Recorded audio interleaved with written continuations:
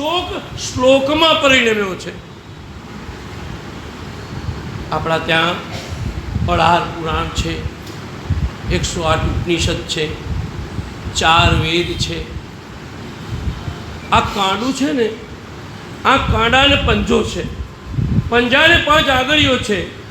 રામાયણ, ગીતા, મહાભારત, ઉપનિષદ અને વેદ, આ 5 અંગો છે. પણ વેદો અત્યારે આમ જનતા સુધી પહોંચ્યા નહીં. વેદના મંત્ર કોને આવડે? સસ્તિનો ઇન્દ્રો વૃતસ્રવાઃ સસ્તિનો પૂષા વિશ્વવેદાઃ સ્વસ્તિનસ્તારક્ષો અરિષ્ટનેમિ સસ્તિનો બૃહસ્પતિ દધાતુ. હવે આ શ્લોકનો અર્થ જાણો છો? એ બધું ઇન્દ્ર કલ્યાણ કરો એટલું જ જાણો છો ને? ઇન્દ્રને કેમ કહે?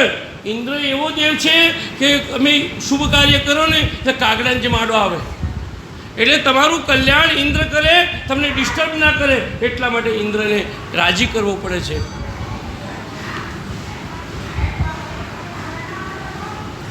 Vote happened? હા, ગાયો. આપણું બધાને ધ્યાન તો જાય. એ જમાનામાં પણ પાર્વતીનું ધ્યાન કથામાં, સતીનું ધ્યાન કથામાંથી નહોતું ગયું આડું વિમાન જતો તેમાં. એમ આપણું ધ્યાન તો જાય, સ્વાભાવિક છે. તો એ શ્લોક હું એ વાત કરતો હતો કે નારીના પ્રકાર, સંસાર રામાયણમાં નારીના જે પ્રકાર આપણે કહીએ, એક નારી પતિના પગલે પગલે ચાલે, બીજી પતિની આગળ ચાલવા માંડે, ત્રીજી પતિનો હાથ પકડીને ચાલે, ધ્યાન આપજો, અને ચોથી માથે બેસી થાય, અને 5મો પ્રકાર મેં શોધી કાઢ્યો છે. 5મો પ્રકાર એ છે કે આપણી પગના નીચે ચગદાય. 4 પ્રકાર શાસ્ત્રોએ બતાવ્યા છે, પણ 5મી પતિના ઘણી બિચારી ચગદાતી હોય, કહે સ્વામી મંત્ર ખબર ન પડે, પંચાયત કરે, એ વાતે વાતે ઉતારી પાડે, એ પગ નીચે ચગદાય જ. ઉત્તરકાંડમાં તુલસીદાસજીએ બહેનો માટે બહુ કડક લખ્યું છે. એ માતા બહેનો ભાઈઓનું બધું બેલેન્સ છે સાંભળનારા. ઉત્તરકાંડમાં તુલસીદાસજી બહુ કડક લખ્યું છે. નારી બિબાસા નર સકલ ગુસાઈ, નાચહી નર મર કટકી નાઈ. શ્રી રામ જય રામ જય જય રામા, શ્રી રામ જય રામ જય જય રામ, શ્રી રામ જય રામ જય,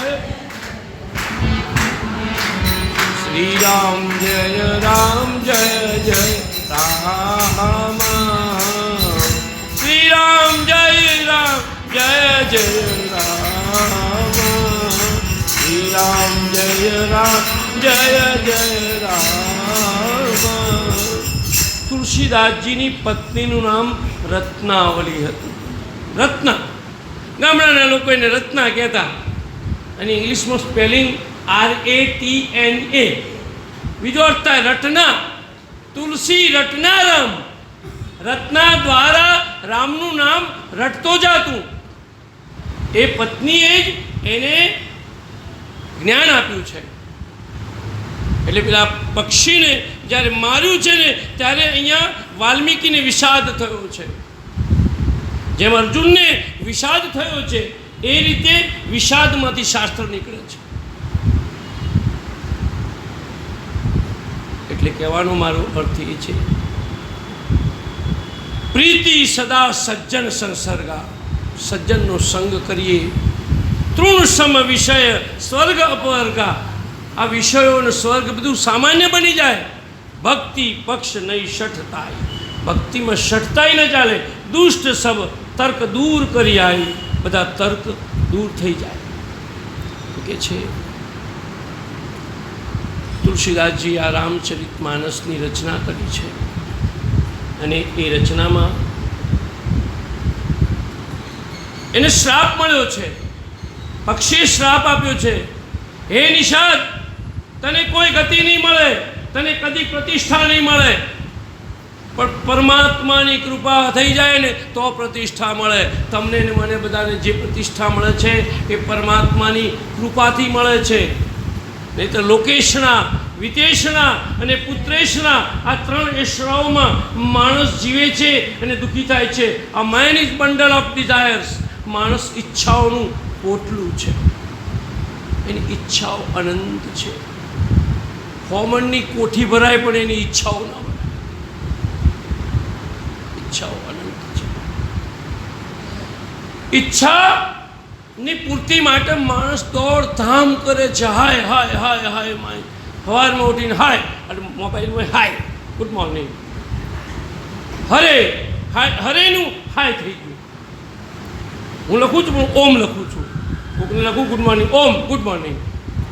તો માણસને ઈચ્છાઓ અનંત છે અને એ ઈચ્છાઓ જ્યારે વધારે પડતી પાળા તોડી નાખે ને ત્યારે માણસને દુઃખ આવે છે. એ માટે આપણે તપ કરવું પડે, સ્વાધ્યાય કરવું પડે. વિવેક, રામાયણમાં તપ, સ્વાધ્યાય અને વિવેક છે. કોઈ પણ શાસ્ત્રમાં અવાજ વિશે કંઈ કહેવું જ કહેજો હો પાછળવાળાને.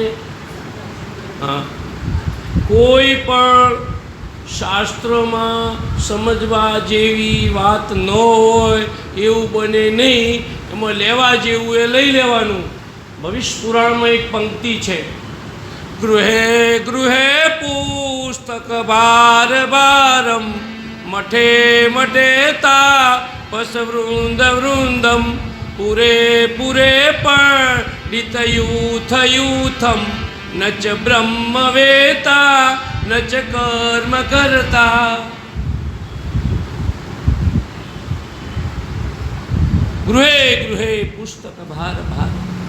ઘેર ઘેર પુસ્તકોના ઢગલા હશે. મઠે મઠે તાપસ વૃંદ વૃંદ, મઠે મઠે તપસ્વીઓ હશે. પૂરે પૂરે પંડિત યુથ યુથ, નગરે નગરે પંડિતો હશે. મંત્રોચ્ચાર કરતા હશે, વિધિ કરાવતા હશે, કર્મકાંડ કરાવતા હશે. ન ચ બ્રહ્મ વેતા ન ચ કર્મ કરતા. કોઈ બ્રહ્મને જાણનારો નહીં હોય. ભટજી આવે છે. બ્રહ્મને નહીં જાણનારો હોય, કોઈ કર્મને પણ નહીં જાણનારો હોય. બ્રહ્મને અને કર્મને સાથે રાખીને જીવવાનું છે.